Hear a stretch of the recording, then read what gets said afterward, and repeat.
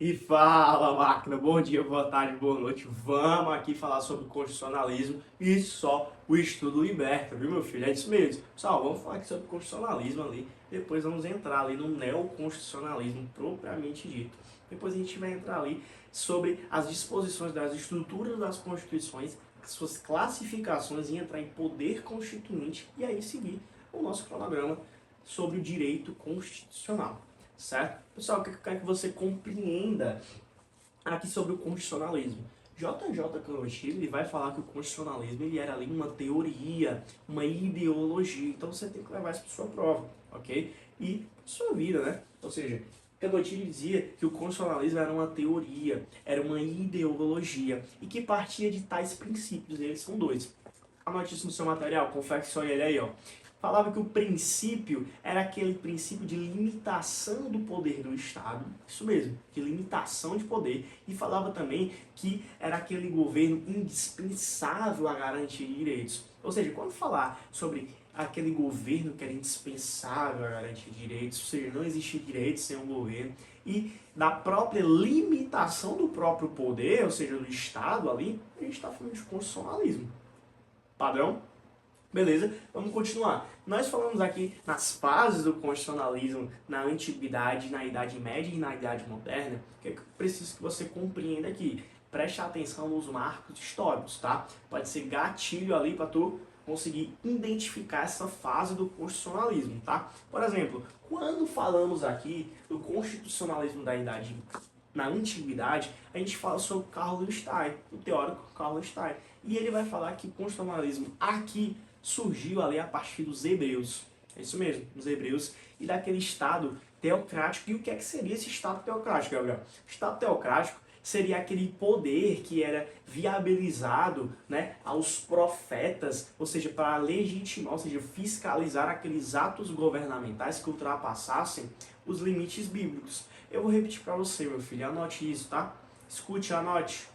Né? Faça o estudo ativo, né? Ou seja, seria aquele poder dado aos profetas, ou seja, era assegurado aos profetas, né? Ou seja, o poder ali para ele legitimar, fiscalizar os atos governamentais que ultrapassassem os limites bíblicos da época.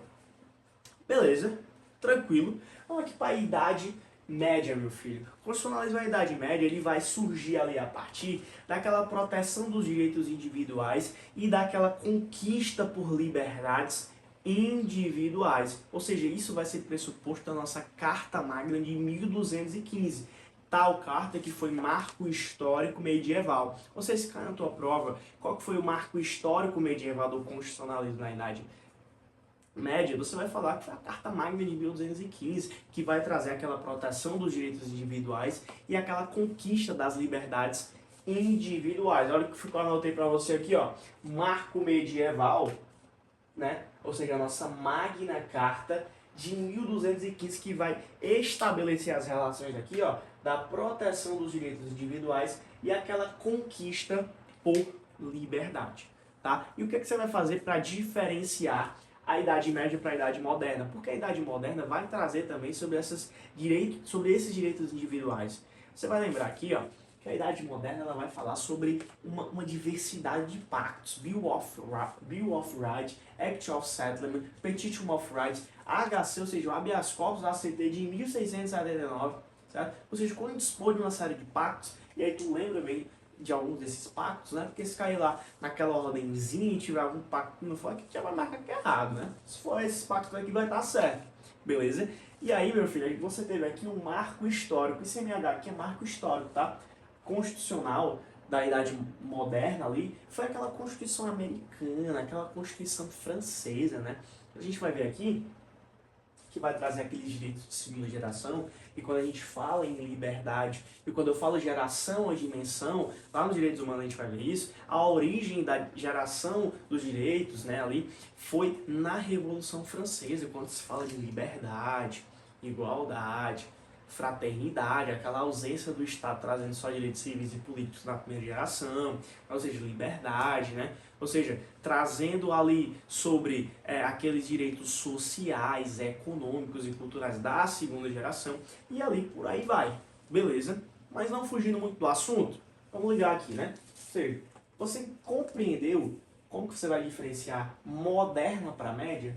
Série de pactos. Qual que é o marco histórico aqui, meu filho? A Constituição Americana e Francesa. Beleza? Isso aqui vai girar aqui no todo constitucionalismo, tá? A gente vai ver aqui, ó, no constitucionalismo liberal clássico, né, que a gente vai ver aquelas experiências constitucionais que vai dispor de duas visões, americana e francesa. Aquela Constituição americana e a Constituição francesa, tá? Que é o que a gente vai ver agora. Tipos de constitucionalismo. Nós temos dois, liberal ou clássico e o social. Sendo que o social, pessoal, é aquele vai marcar aquela nova fase do constitucionalismo moderno que nós chamamos de constitucionalismo social, certo? Vai vir da crise do liberalismo e vai vir ali com uma nova fase dentro do constitucionalismo. Mas calma, vamos falar sobre o liberal clássico, tá? Calma, vai dar certo. O liberal clássico vai surgir ali no século XVIII a partir das revoluções. Que revoluções são essas? Francesa e americana. Morreu. Certo?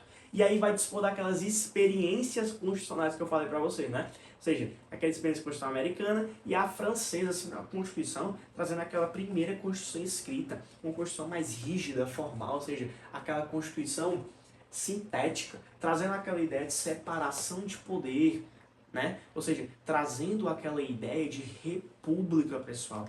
Ou seja, nós temos uma ideia de presidencialismo republicano. Se cair na tua prova presidencialismo republicano, ligado às fases do constitucionalismo, ou seja, dos tipos de constitucionalismo, pode colocar liberal clássico, certo? Naquela visão americana. Porque na francesa, a gente já tem aquela Constituição mais prolixa, ou seja, analítica. Aquela ideia de poder constituinte, de que o poder constituinte, nós sabemos, que vem do povo, ou vem da nação a partir de determinado entendimento. Certo? Aquele poder que eu tenho é do povo. Ok, tranquilo. Ou seja, Estados Unidos tivemos a primeira Constituição escrita, aquela ideia de separação de poder, aquela Constituição mais rígida, ou seja, sintética. Francesa não. Francesa a gente vai ver ali liberdade, igualdade, ou seja, uma mais prolixa, ou seja, analítica, com aquele juízo de valores, pessoal. Ou seja, trazendo a ideia de poder constituinte. A gente vai ver no neoconstitucionalismo, que é o marco do pós-guerra, a gente vai ver aquele repúdio àqueles regimes totalitários impostos, trazendo ali o princípio da dignidade da pessoa humana. E aí, trazendo de novo para o direito humano, não existe Constituição, pessoal, sem que aquela Constituição traga aquela separação de poder e aquele princípio da dignidade. Se não tiver o princípio da dignidade, não deve haver nem Constituição, nem pode, moço. Certo? Mas calma, vamos com tranquilidade. Falando agora sobre o constitucionalismo social. Você entendeu isso aqui, meu filho? Quando falar do constitucionalismo liberal, revoluções francesa e americana. Surgiu onde? Século XVIII. Quais são as experiências constitucionais? Americana e francesa. Certo? Americana, escrita. Francesa, analítica. Francesa, poder constituinte. Americana, separação de poder. Aí, calma, meu filho, vai dar tudo certo, tá? Beleza. Entrando aqui no social, pessoal. No social, a gente tem a crise do liberalismo. Vai surgir ali a crise do liberalismo. E vai trazer uma nova fase do constitucionalismo moderno, que nós chamamos de constitucionalismo social. Tá? E aí, o marco histórico aqui, meu filho, vai ser a Constituição mexicana e a de Weimar na Alemanha, que vai trazer as disposições sobre os direitos de segunda geração. Anote isso. Os direitos de segunda geração. Ou seja, o marco histórico aqui é a Constituição americana, não, a Constituição mexicana e a de Weimar na Alemanha. Pessoal, esse foi o nosso constitucionalismo. Agora, eu vou tratar sobre algumas disposições na próxima aula sobre o neoconstitucionalismo, certo? Ou seja, nós vamos falar sobre o pós-guerra, tá? Ou seja, o seu marco histórico ali foi o pós-Segunda Guerra Mundial, certo? Trazendo a proteção da dignidade da pessoa humana, trazendo ali os valores propriamente ditos, tá? Então, com muita tranquilidade, vai na descrição desse vídeo que eu vou colocar uma bateria de questões para vocês, tá? Para vocês treinarem a partir do conhecimento que foi adquirido a partir desse vídeo. Se você tiver alguma dúvida, você retorna, ou então coloca nos comentários, dá seu like, até logo e tchau, tchau.